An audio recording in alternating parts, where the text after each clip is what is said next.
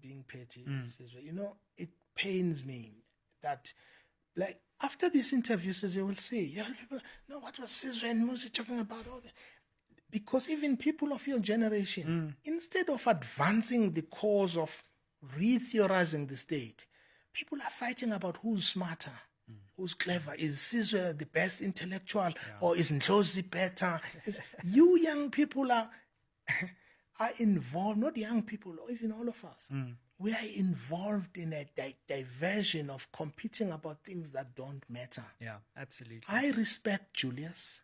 I respect Zuma. I respect Mbeki. I respect the SACP and all of them. These are patriots caught up in what I call neoliberal electoralism, and they've not had time to re-examine.